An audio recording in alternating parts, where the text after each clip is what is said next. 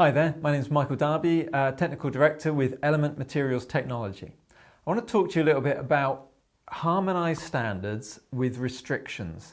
What exactly am I talking about? Well, let's take for example the Radio Equipment Directive, and we have a list of harmonized standards. And as a manufacturer, you want to be able to apply harmonized standards so that you can demonstrate compliance with the directive, and this gives you the confidence and the legal ability to sign your declaration of conformity.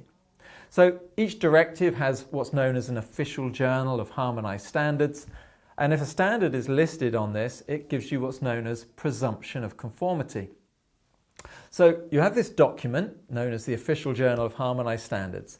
If a standard is appearing on this document and you fully apply it, you have presumption of conformity, which means that it's up to somebody else to prove to you that what you did wasn't okay.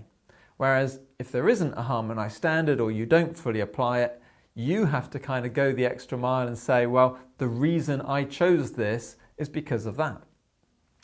So the background to all this being that, let's say the European Commission has said you need to assess your product for good EMC performance, good radio performance, good cybersecurity performance, things like that. How does a manufacturer even know where to begin, what process to take? There is some background information that you could look for. For example, there's a standardization request and a delegating act for these things where you could say, what exactly does the European Commission want to see with regard to radio performance? Or what exactly do they want to see with regard to cyber? So even if there is no harmonized standard at all or no published standard at all, we still know what the European Commission wants to see. But if the European Commission lists a standard on the official journal, it's like them saying, honestly, if you follow this standard and if you meet this standard and there's nothing unusual about your product, then you're good. So it's like saying this standard represents what we want to see. So let me take, for example, a very common radio standard, EN 300-328. It covers 2.4 gigahertz devices such as Bluetooth and Wi-Fi. It's a harmonized standard with no restrictions. So it's like the European Commission has said, if you apply this standard, it demonstrates compliance with the RED for this radio aspect. The power level test is fine, the emissions test is fine, the receiver blocking test is fine. We're happy with all the tests in there and we're happy with all the limits in there. So if a manufacturer fully applies that standard, they can have the confidence that they've done all the European Commission is expecting to see for the radio performance of that product. That's why they don't need to go to a notified body. They have presumption of conformity. They can sit back and say, pretty sure I've done everything I needed to. And they would use their risk assessment to determine that that was the right standard for them. Now, let's say you chose to go to a notified body anyway for a certificate then. The notified body's main role is to see, did the manufacturer do a good assessment and follow the right approach? And was their testing reasonable? Well, if a standard is harmonized, then it means the European Commission has already said we're happy that this standard is the right approach. So in that case, the notified body will go, you followed a harmonized standard. I don't need to check that the approach was okay. I just need to check that you tested correctly. Now imagine there is no harmonized standard. There's no standard at all, or there's a standard that's been published, but for some reason it's not harmonized. Let's say, for example, EN 303-687 for Wi-Fi 6E. So a standard exists, but it's not harmonized. The European Commission has the ability to accept that standard, but they've chosen not to. We could go into details on that, but my point is it's not a harmonized standard. So when you fully apply that standard, you need to go to a notified body because the standard isn't harmonized. So then the notified body's role is, have they followed the correct approach and did they test correctly?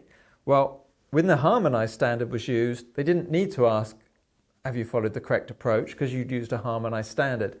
Whereas now you go, well, okay, I can't just blindly accept this standard. I need to know, why isn't this standard harmonized? What's wrong? what needs to be done to meet the directive.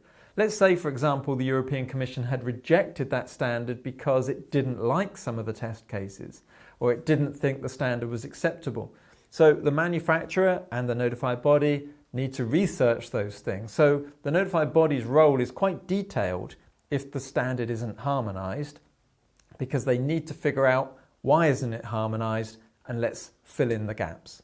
So then the notified body is needed, and their review is what's wrong with this standard, what has the manufacturer done to overcome that, and did they test okay?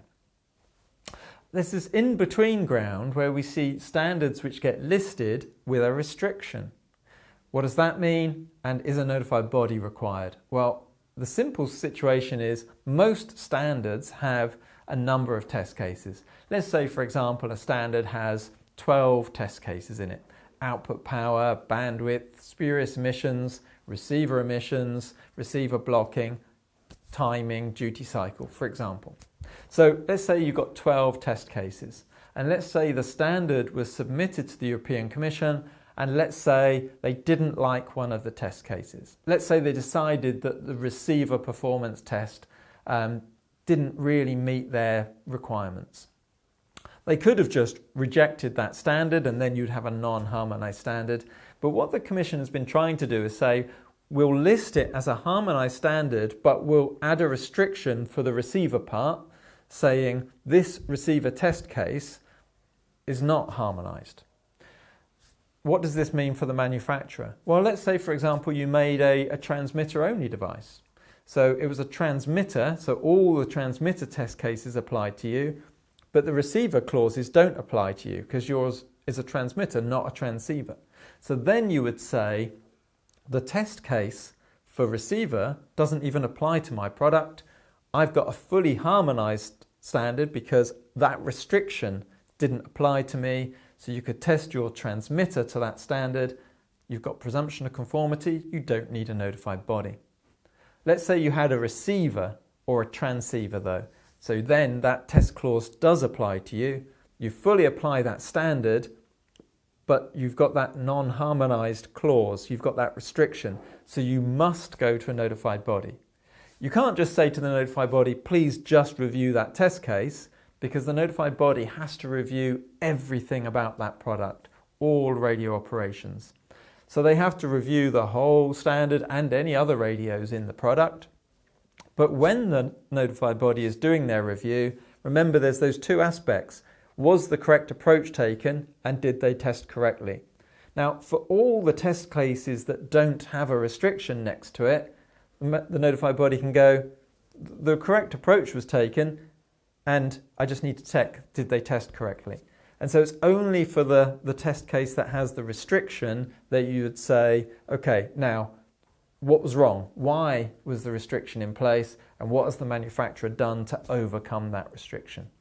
And so we can imagine when we have cybersecurity standards coming out, if these standards get listed on the official journal with a restriction, again, it will be a case that the clauses with no restriction are effectively a harmonized clause. And if any clauses have a restriction against them, and if that applies to a manufacturer's product, they need to go to a notified body. The notified body must review the whole standard, and then the notified body's job is just harder for the clause that has the restriction, not for the whole standard. People have asked me, is there any benefit to listing a standard with a restriction? My opinion is yes, there's a huge amount of benefit. Now, as a manufacturer, you might say, it's no benefit to me because if the standard is listed with a restriction, I have to pay a notified body for a certificate. And if the standard isn't listed at all, I still need to pay a notified body for a certificate. So it's the same cost for me. But actually, when you take cost into consideration, the true cost is your time to market.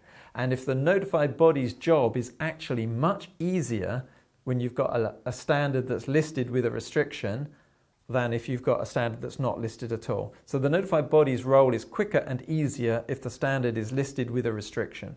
And so that's a real benefit for the notified body, and therefore it's a benefit for the manufacturer. Hopefully that makes some sense. just thrown a load of words at you. Please reach out to me here at Element if you've got any questions or if you want to discuss this further. Like and subscribe to our channels and sign up to our newsletter for similar types of content. Thank you very much.